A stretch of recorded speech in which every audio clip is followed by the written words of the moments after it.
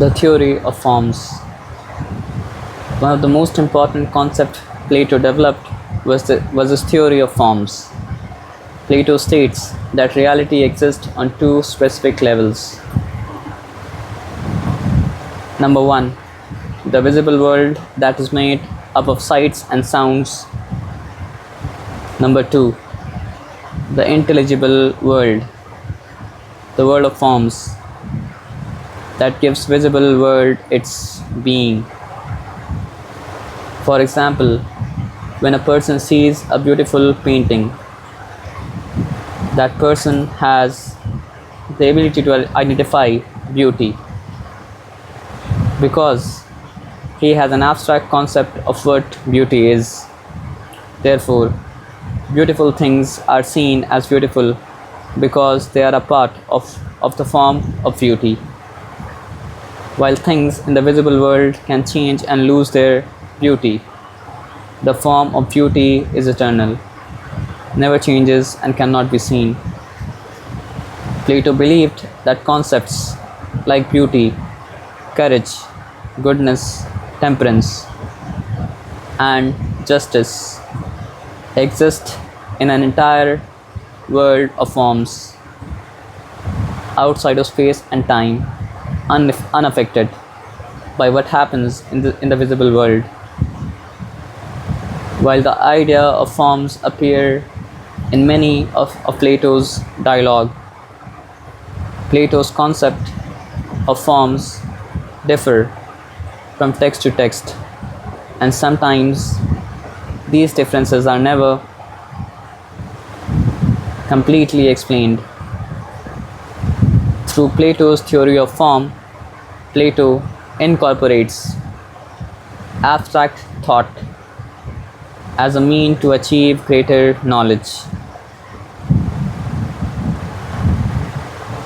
The tripartite theory of the soul. In the Republic and another well-known dialogue, Phaedrus, Plato discusses his understanding of rationality and the soul. The soul, according to Plato, can be broken down into three parts: reason, spirit, and appetite. Number one, reason. This is the part of the soul responsible for thinking and understanding when something is true versus false, real versus not apparent, and making rational decisions. Spirit. Number two, spirit. This is the part of the soul responsible for all desires that want victory and honor. If an individual has a just soul, the spirit should enforce reason so that reason leads. Frustration of the spirit will lead to feeling of anger and feeling mistreated.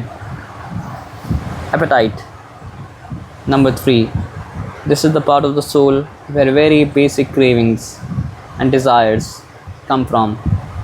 For example, things like thirst and hunger can be found in this part of the soul. However, the appetite also features unnecessary and unlawful urges like overeating or sexual excess.